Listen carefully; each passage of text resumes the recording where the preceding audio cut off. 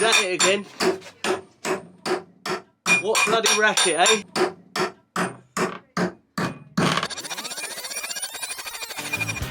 Hi guys, how's it going?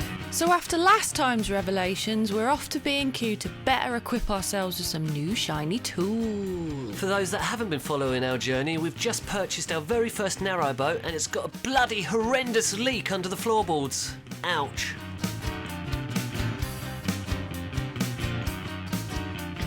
Plenty of these.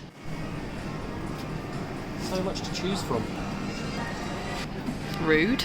The look of wonderment on Chris's face as he comes into contact with new stuff. First time I've ever done a grown-up shop in one of these hardware stores. I'm used to toy shops. I was buzzing to find that. A couple of these is what we need. Then we just let rip on it. Maybe one day I'll even own my very own toolbox. Shiny scrapey things! Wax on, wax off. So we've come to the realisation that we're probably going to have to lift up all the floorboards on the whole entire boat and scrape it all for rust now. So we've figured the best way to do this is do half of the boat at a time. That way we can shove all of our stuff down one end whilst we work on the other. And I hope you appreciate this beautiful diagram where I've recreated the inside of the boat to make it slightly easier for you all to keep track of what's going on inside. This is the front of the boat. This is the original room where we discovered the leak. We've extracted all the water from that room and we've treated it, and then we moved on to the bathroom that you saw that we're going to come back to in a minute. But for now, we're in the bedroom, just lifting up Bex's beautiful oak tiles to gain better access to see what's going on under these floors. Seems soggy. I think I'm better than you and Nick at this.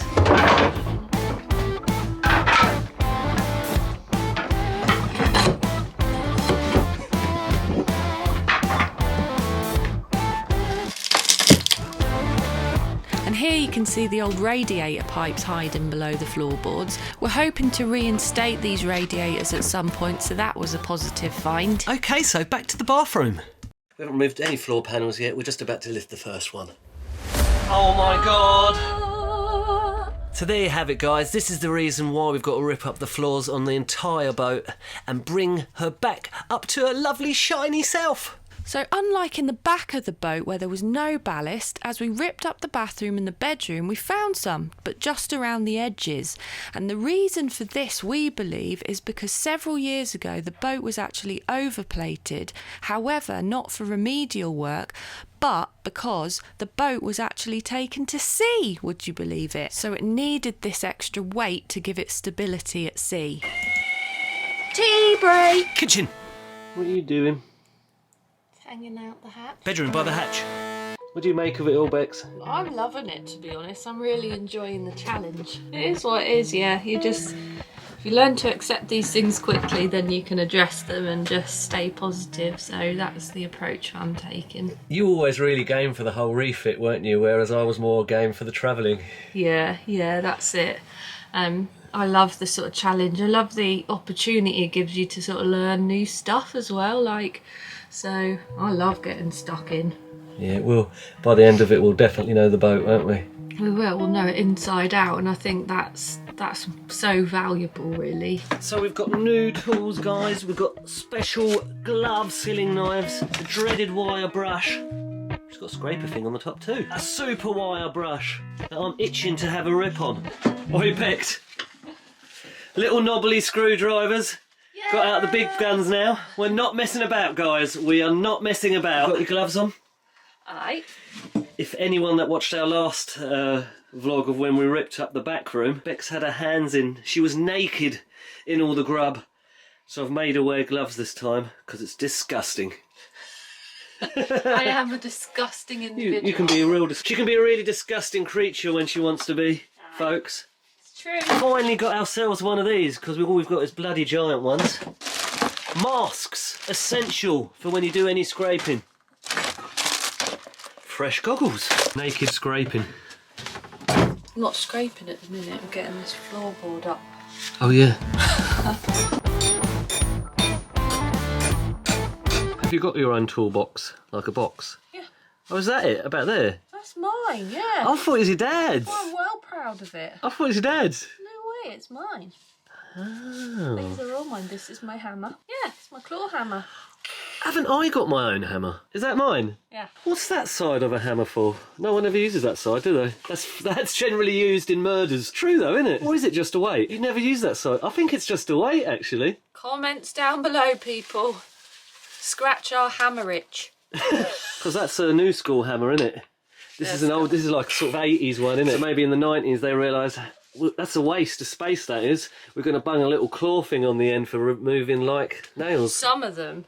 Evolution, baby. There's like a little notch here, so you put your nail in and you get it into position, and then the way you pull it back, go straight into the nail. That made no sense whatsoever, but I know what I mean. So 80s hammer, Self-tapping 90s hammer. We could start a whole new vlog series entitled Tools. Take from that what you will.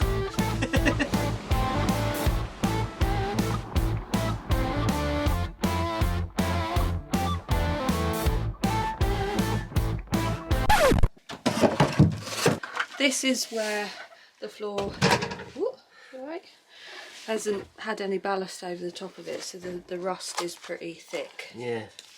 But when you take up a bit, can you see the difference? Because there's not enough physical space for the air and water to rust, so actually that's not as bad. You can see actually where it goes uphill. With any luck, under the ballasty bit shouldn't be as bad. Something you would do. It is. That is so me. That you can tell that are hanging out on YouTube.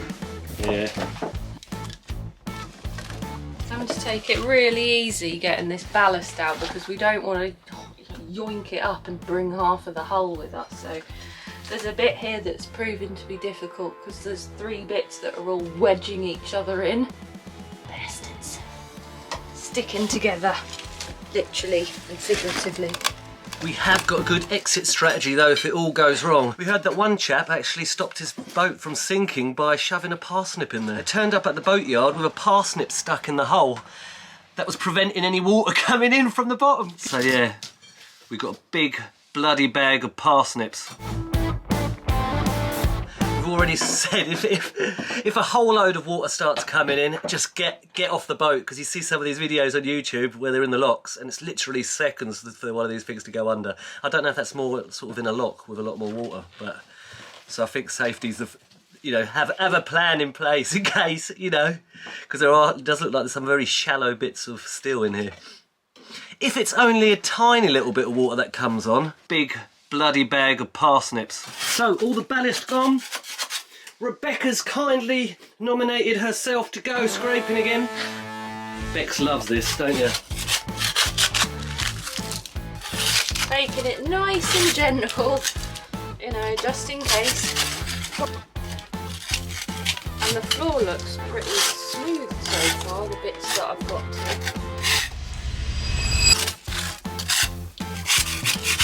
Who would have thought? The shower room.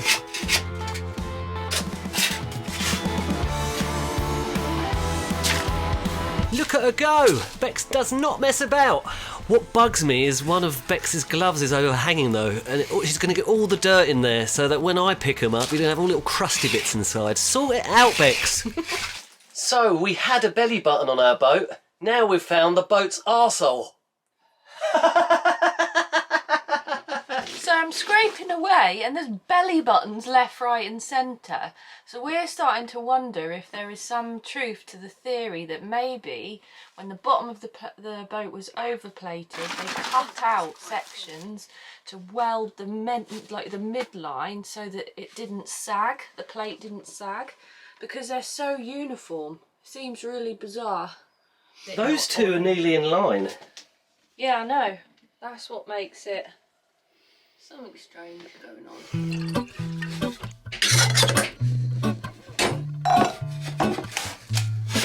Then we'll probably have to go over it.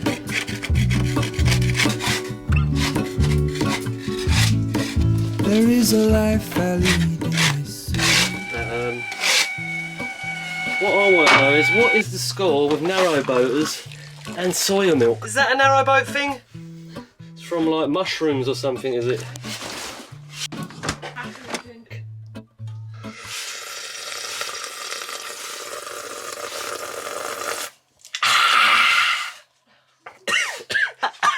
Makes you mad, all this, Russ. There is a life I lead in the sea. Not now. Read the room. You want to come out? No, it's just hard because it's getting your hands in there. So there you have it, guys. The end of another day sorting out the first half of our beautiful floaty home. And it will be beautiful, won't it, Bex?